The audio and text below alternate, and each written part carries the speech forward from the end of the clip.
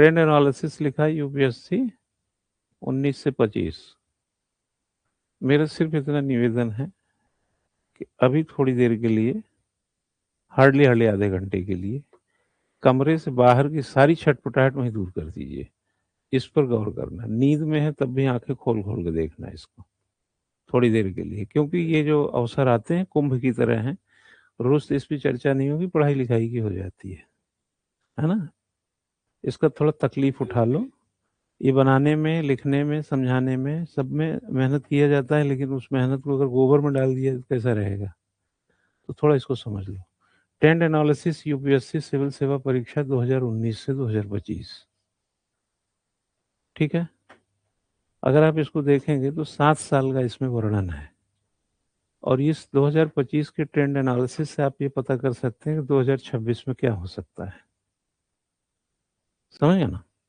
5 साल की भारत की योजनाएं चलती थी, आजकल अब 6 महीने की, साल भर की, अब तो 2047 तक विकसित भारत की भी योजना है ना। न्यू एजुकेशन पॉलिसी में भी बड़ी बड़ी कस्में खाई गई हैं। तो सब एक ट्रेंड एनालिसिस से आइडिया आता रहता है कि हम किस दिशा में जा रहे हैं। अगर आप इस क्वेश्चन को मैं अंग्रेजी में बोल दूंगा, ये हिंदी में बना हुआ है ना।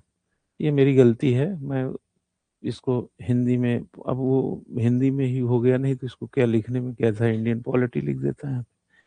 अब जैसे राज व्यवस्था के सवाल को देखेंगे तो यहाँ पर आएंगे,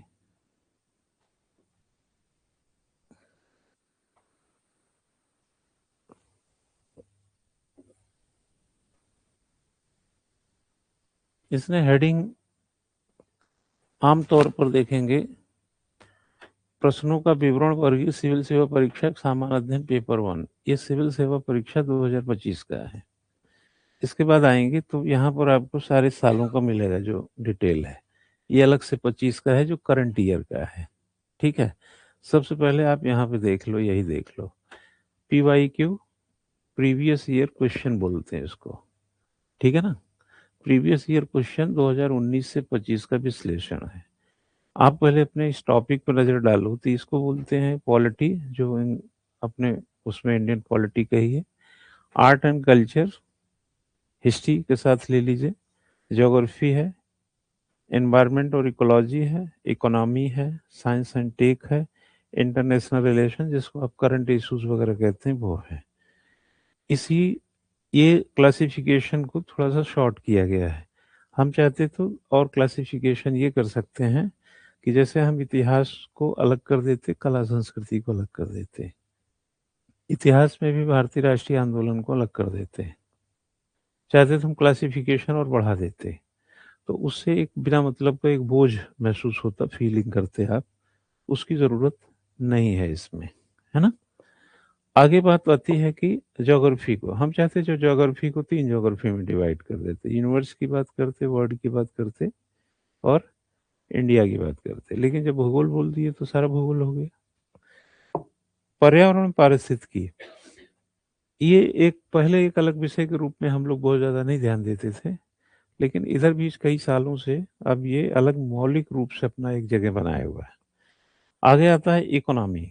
इकोनॉमी में अर्थव्यवस्था, जो आज जैसे भी कोई बजट पेश किया, या भारत की जो आर्थिक नीतियां हैं, अर्थव्यवस्थाएं हैं, गरीबी है, बेरोजगारी है, RBI है, बीमा बैंकिंग है, ये तमाम चीज़ें जो आप पढ़ रहे हैं, है ना, सब ये अर्थव्यवस्था है। विज्ञान एवं तकनीक और ये अंतर्राष्ट्रीय संबंध। अब इसमें अगर आप देखेंगे तो 2019 में एक विषय पकड़ चलिए इंडियन पॉलिटी में, तो 19 में इसमें 13 क्वेश्चन थे, और आप 25 में आएंगे जो लेटेस्ट, अभी 26 होना है, तो 14 क्वेश्चन थे। हाईएस्ट अगर देखना चाहें तो 18 क्वेश्चन तक भी आया हुआ है। और उसके बाद ये 2024 का है, 2026 में 20 में 17 क्वेश्चन है।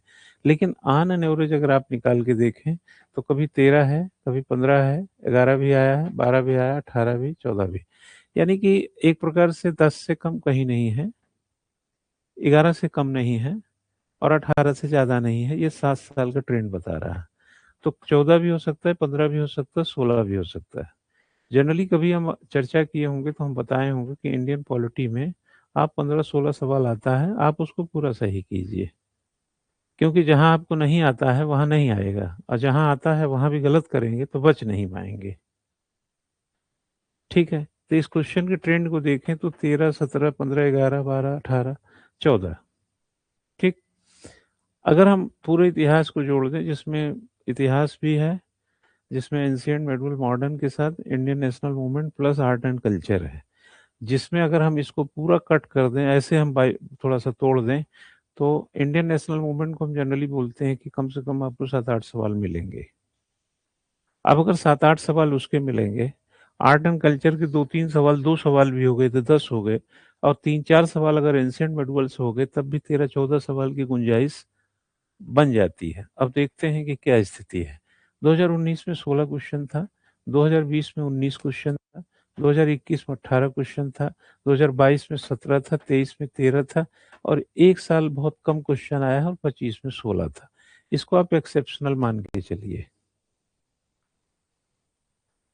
ये अगर ये एक्सेप्शनल है ना? लेकिन जनरली आप देखेंगे सारे क्वेश्चन दहाई में हैं, मैक्सिमम 19 तक गया है, इसको हम एक्सेप्शनल मान लें, तब भी कम से कम 12-13 सवाल तो हैं ही, है ना?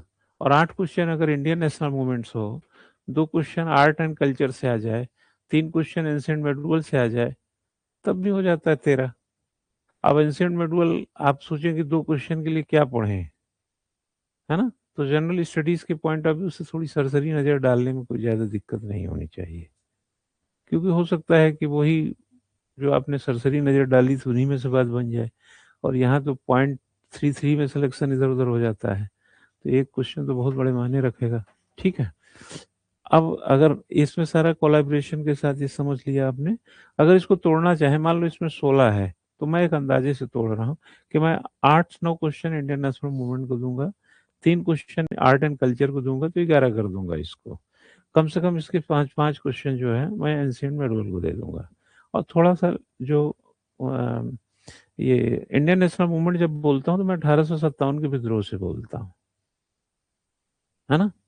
एक प्रकार से लेटरल कह सकते हैं, मॉडर्न इंडिया की बात कर रहे हैं, जबकि 1707 से मॉडर्न इंडिया शुरू हो जाता है, जहां से औरंगजेब की मृत्यु होती है। तो 1707 1707 टू 1857 बहुत सारी चीजें रहती हैं। प्लासी का युद्ध भी है, उसमें रेगुलेटिंग एक्ट भी मिलेगा, पिट्स इंडिया एक्ट मिलेगा, आपको चार्टर मिलेंगे, आपको उसी में सती प्रथा मिलेगा, ब्रह्म समाज मिलेगा, बहुत सारी चीजें मिलती रहेंगी उसमें, वो सब भी इसी के पार्ट होते हैं। बट हम उसको इंडियन नेशनल मूवमेंट में इसलिए मान लेते हैं, कारण यह है कि हम सुधार एक तरफ से नहीं करते हैं, हम सामाजिक धार्मिक सुधार की भी बात करते हैं, हम आर्थिक सुधार की भी बात करते हैं, राजनीतिक सुधार की बात करते हैं, प्रशासनिक सुधार की बात करते हैं। तो जब हम धार्मिक सुधार की बात करेंगे तो ब्रह्म समाज आ ही जाएगा, आर्य समाज आ ही जाएगा, सामाजिक सुधार की बात करेंगे तो विधवा विवाह आ ही जाएगा, बाल विवाह आ ही जाएगा। समझ गए ना? तो वो हिस्ट्री में पीछे जरूर 1857 से, लेकिन उसके बेस के बगैर आगे का इतिहास बढ़ता नहीं है, इसलिए हम उसी उसको गिनते हैं, उसी 8 सवाल में। आता है भूगोल। भूगोल आप देखेंगे तो क्वेश्चंस इसके देखिए, किसी साल बहुत ज्यादा आए हैं, किसी साल बहुत कम आए हैं। आप भूगोल को हमेशा इकोलॉजी इन्वायरमेंट से जब जोड़ेंगे, तब इसके क्वेश्चन जो है ज्यादा बड़े दिखाई देंगे। अब 7 क्वेश्चन भूगोल, 8, 7, 7, 7, 17, 20, 12, एक साल बहुत क्वेश्चन आ गया था, जैसे कि आपको बता सकता हूँ मैं, 45 क्वेश्चन 100 में आ गया था, ज्योग्राफी और इकोलॉजी मिला के। और इसको अगर आप समझना चाहें तो कहाँ से जोड़ सकते हैं? अब जैसे इसी 20 को ही ले लीजिए, और इकोलॉजी इन्वायरमेंट को इसके साथ जोड़ दीजिए, 34 क्वेश्चन हो जाता है। अगर इसके साथ आप जोड़ दीजिए तो इसी 18 और 17 को जोड़ दीजिए तो 35 क्वेश्चन हो जाता है। इसी 25 में 12 और ये 13 को जोड़ दीजिए, ये 25 क्वेश्चन हो, ये 35 क्वेश्चन है, 25 क्वेश्चन हो जाता है। ये 1907 को जोड़ दीजिए, 26 क्वेश्चन हो जाता है। 18-8 को जोड़ दीजिए तो 26 क्वेश्चन हो जाता है। 17-7 को जोड़ दीजिए तो फिर वही 24 क्वेश्चन हो जाता है। यानी अराउंड आप ये मान के चलिए कि अक्सर बात होती रहती है कि इकोलॉजी, इन्वायरमेंट एंड ज्योग्राफी से, है ना, 22 से 25 क्वेश्चन की संभावना रहती है। अब कितना आप, अब इसको टोटलिटी में आप लेके चलिए, अलग अलग जरूर तोड़ा गया, लेकिन बहुत सारे सिम्टम्स ज्योग्राफी के इसमें रहते हैं और इसके उसमें रहते हैं, जो बहुत ज्यादा आप नहीं कर सकते। अब जैसे आर्थिक भूगोल है, कुछ इकोनॉमिक्स में भी पढ़ते हैं, इकोनॉमी में, अब जैसे कहा जाए कि सबसे ज्यादा सोना कहाँ मिलता है, किस चट्टान में मिलता है, धारवाड़ की चट्टान किस में पढ़ेंगे, भूगोल में। लेकिन उसी धारवाड़ की चट्टान में सोना है तो सोना कितना मिलता है, इकोनॉमी का पार्ट बना देंगे। तो कहीं कहीं आर्थिक भूगोल में तो ऐसे आपस में एक दूसरे से कोलैबोरेशन हो जाता है ना। ये थोड़ी सी देखो, ऐसा ना, कोई चीज की बारीकियों को जब तक नहीं समझेंगे तब तक ये ऊहापोह रहेगा, है ना। पढ़ाई क्यों कर रहे हैं ये समझते रहने में ज्यादा जरूरी है ना। अर्थव्यवस्था में, अर्थव्यवस्था देखो कितने क्वेश्चंस हैं, जनरली 14, 12, 8, 10। आपको याद होगा तो मैं अर्थव्यवस्था में बोलता हूँ 5-6 सवाल सही कर लो। अब माना कोई 16 सवाल में अगर आपको कहें हम 8 सवाल सही कर लो, तो कितना कम कीमत मांग रहे हैं आपसे। 19 में भी हम कहें कि 8 सवाल सही कर लो, 14 में अगर कहीं पर भी, अब यहाँ तो 8 ही आया था, अब यहाँ पर अगर देखेंगे ये 12, 14, अगर इसमें से आप 7-8 सवाल भी कर रहे हैं, हाँ। अब ये पॉलिटी, जैसे पॉलिटी में आपने कितना जोड़ लीजिए, मान लो उदाहरण देता हूँ, जैसे 2025 का कोई विद्यार्थी है, अगर पॉलिटी में 12 क्वेश्चन सही किया हो, मैं 100% चलो नहीं मानता 12 किया हो, बट 2 छोड़ा हो, गलत ना किया हो, पता चला आपने किया गलत, तो फिर तो गड़बड़ भी होगा, उसमें कटेगा। और अगर हिस्ट्री ज्योग्राफी में, ये इसमें भी 16 में 12 कर दिया हो, तो 12-12 कितने हो गए, 24 क्वेश्चन। इंडियन नेशनल मूवमेंट जरूर 16 में 8 आया होगा पक्का, इंडियन नेशनल मूवमेंट 8 सही कर सकते हैं। बाकी art and culture, history, ancient medieval, 4 सही करने के लिए तो बोल रहा हूँ, 12 हो गए। 12 पॉलिटी और 12 अगर जो हिस्ट्री में किया है, तो कितने क्वेश्चन हो गए, 24। टोटल जोड़ेंगे तो कितना हो जाएगा, 14 और 16, 30। तो कुछ कोर विषय तो बना के चलेंगे ना, हर जगह गलत करेंगे क्या। जैसे फिजिक्स का लड़का अगर फिजिक्स में नंबर नहीं पाया तो क्या मैथ्स में पाएगा, केमिस्ट्री में पाएगा। अपना एक कोर इलाका तो होगा ना, क्यों। अब यहाँ पर आप आए, ये भूगोल में आए, भूगोल में 12 क्वेश्चन है, मात्र 6 क्वेश्चन आपने सही किया, तो 12-12, 24 और 6, 30 क्वेश्चन हो गए। 13 क्वेश्चन अर्थव्यवस्था में, ये पर्यावरण पारिस्थितिकी में अच्छा सही होता है, इसमें काफी सही किया जा सकता है, 8 तो सही करना चाहिए, तो 38 क्वेश्चन हो जाएंगे। और इसके बाद यहाँ पर आता है अर्थव्यवस्था, सिर्फ 5 सही कर लीजिए 14 में, तभी 43 हो जाते हैं। इसके बाद आता है विज्ञान और प्रौद्योगिकी में, सिर्फ 5 क्वेश्चन कर लीजिए, 48 हो जाता है। करंट अफेयर्स और ये इंटरनेशनल रिलेशन, ईरान इराक, ये सब पढ़ते रहते हैं ना, 18 क्वेश्चन है, इसमें ज्यादा से ज्यादा सही करते हैं लोग।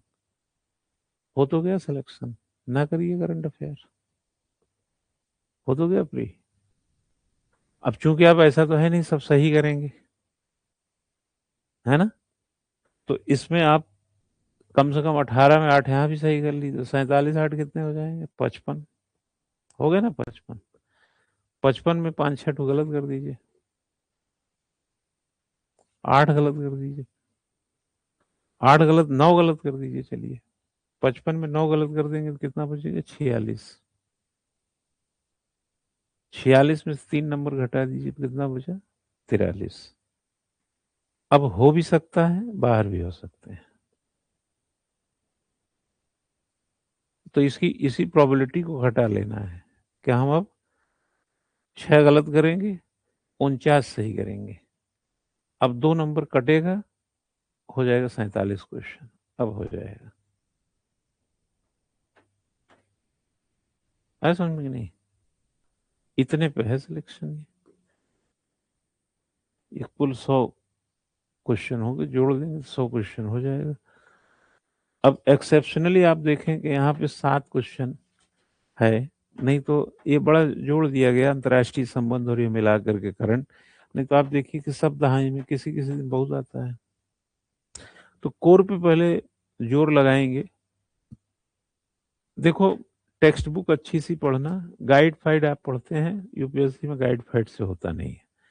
गाइड यूपीएससी के लिए थोड़ा, गाइड नहीं मैगजीन बनी हुई है, यूपीएससी के लिए गाइड तो आप पढ़ाई मत करिए।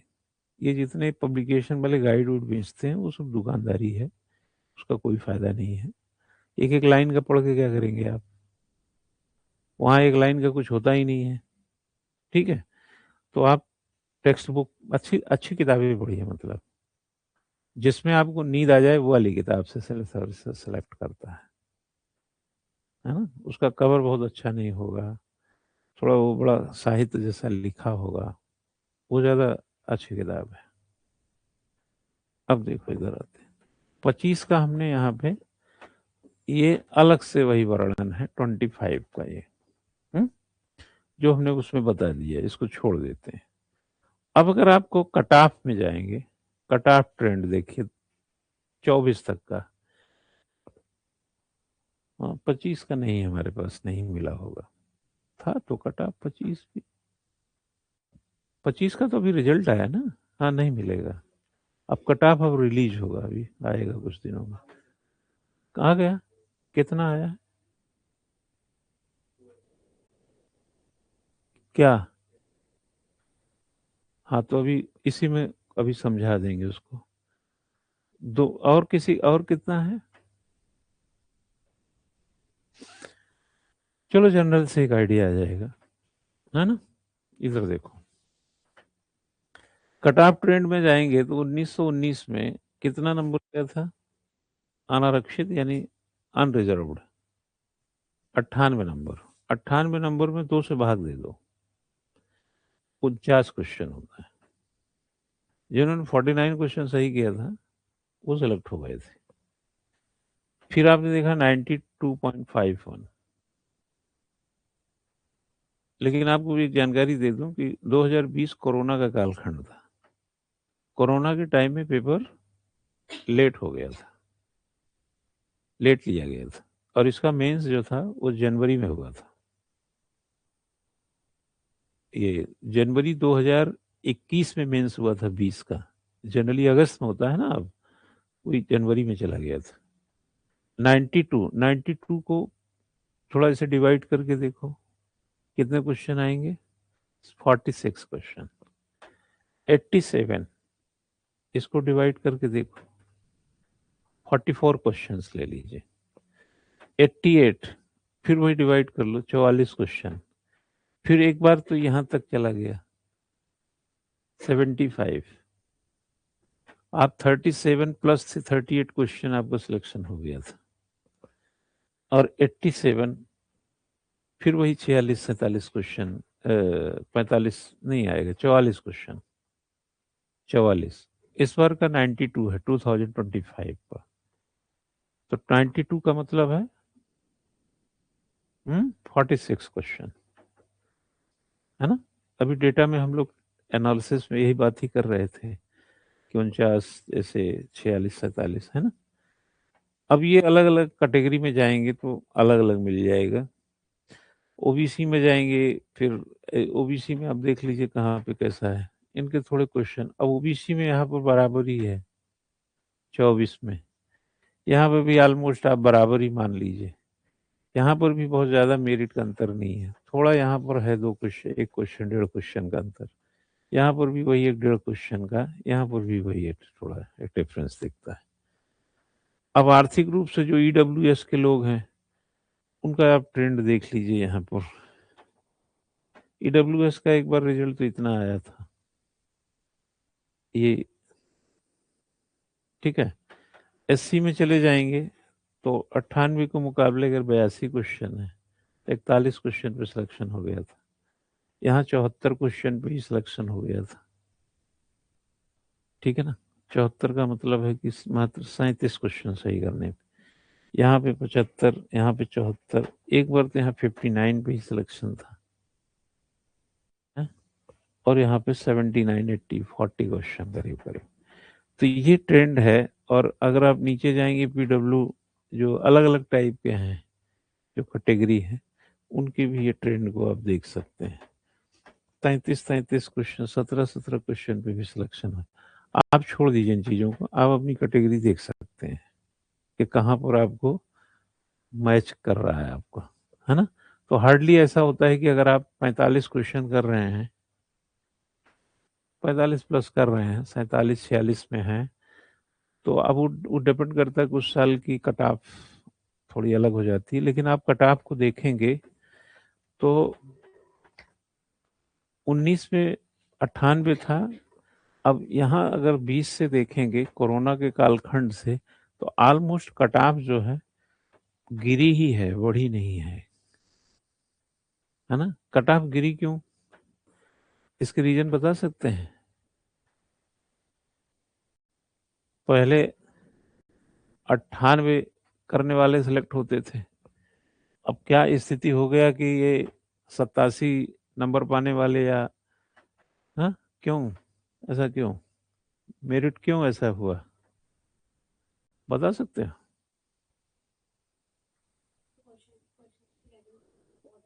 दो तरीके की चीजें हुई।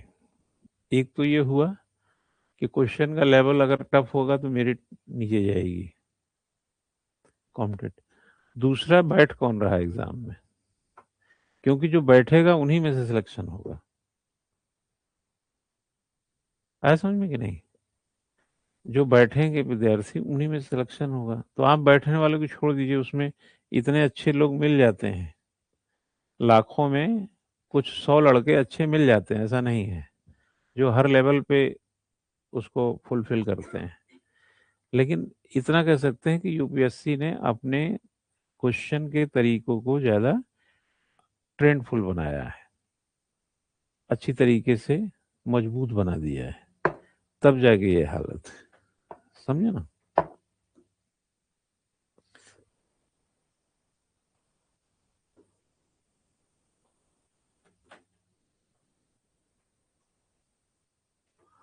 हम्म। वैसे मैं एक बात बोलना चाहूँगा कि जो आपने ये देखा है, ये ट्रेंड, ये वाला, ये जो ट्रेंड एनालिसिस आप देख रहे हैं ना, इस ट्रेंड एनालिसिस के अनुपात में आपका एक आइडिया यहाँ पे फ्लो हो सकता है 2026 और संभावनाएं इस तरीके के क्वेश्चंस की हैं।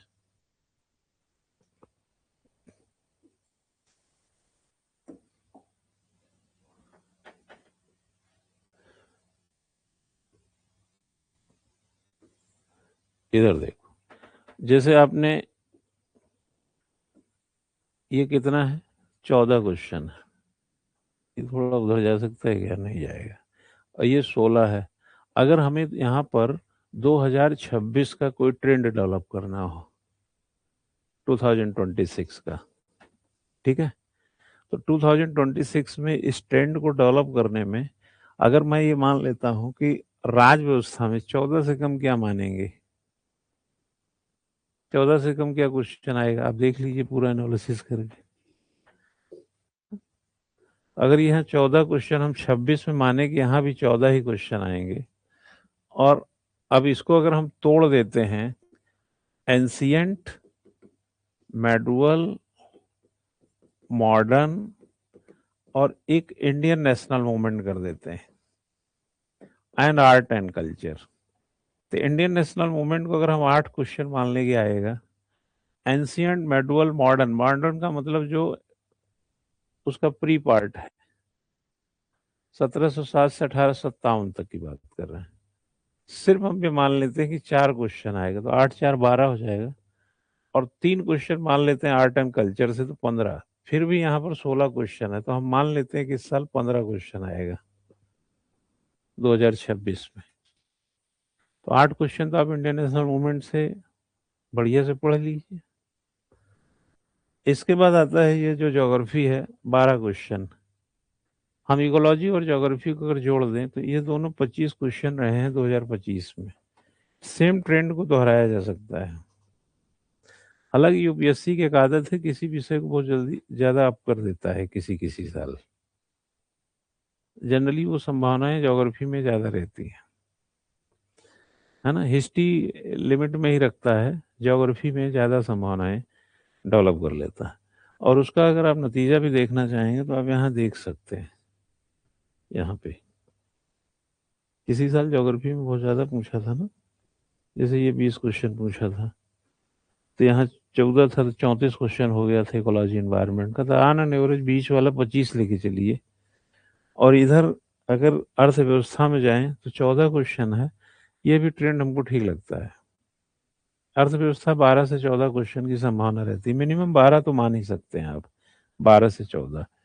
साइंस टेक भी ठीक कह रहा है, क्योंकि जनरली साइंस टेक में ऐसे ही है, देखिए 12 12 12 12 10 13, एक साल साथ आ गया था, तो मतलब 12 क्वेश्चन आने नहीं, और साइंस टेक में मिल ही जाते हैं 12। और बाकी करंट अफेयर्स में देखो, करंट को अगर आप इस एंगल से देखोगे ना, तो इसमें बहुत सारी बातें हैं। अब जैसे मैं एक उदाहरण देता हूँ, जैसे 7 क्वेश्चन दिया करंट अफेयर्स में, मैं इसको किस तरह का करंट आप मानते हैं?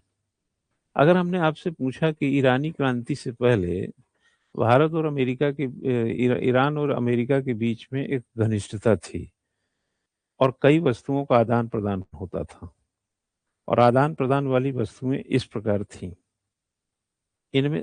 इनमें से कौन नहीं है, या किस तरीके का व्यापार चलता था? मान लो ऐसे कुछ सवाल पूछा, सवाल तो 79 से पहले का पूछा है, तो आप उसको करंट अफेयर्स में कैसे रखेंगे?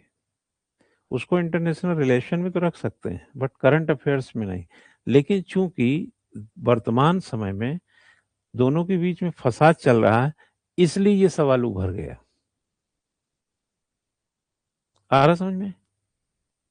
इसलिए सवाल उभर गया। तो हम क्या करते हैं, अंतर्राष्ट्रीय संबंध में उसको तो लेंगे, लेकिन आप उसको करंट अफेयर मानना चाहें तो मान लीजिए, बट है नहीं करंट अफेयर वो। आ रहा है समझ में कि नहीं? जैसे हम यहां से किसी प्राचीन इतिहास को कनेक्ट कर दें, तो आपको ये करंट हो गया। तो ऐसे आप जोड़ेंगे तो करंट तो मिलेंगे ही, लेकिन इसको सब सब कुछ मिला करके देखेंगे तो किसी किसी साल करंट, हम तो कह रहे हैं करंट का करंट नहीं भी लगता तब भी आप यूपीएससी में सेलेक्ट हो सकते हैं।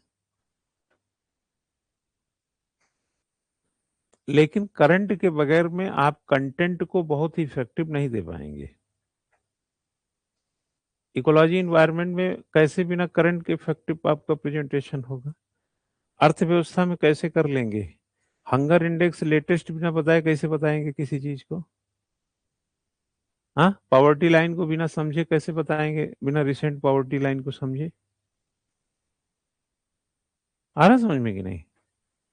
तो करंट कंटेंट को मजबूत करता है, इसलिए करंट आपके पास होना चाहिए, और जहां पर करंट नहीं भी है वहां पर भी कंटेंट को पावरफुल बनाने के लिए कनेक्ट करना चाहिए उससे। ये सिविल सर्विसेज की प्रॉपर्टीज है मतलब।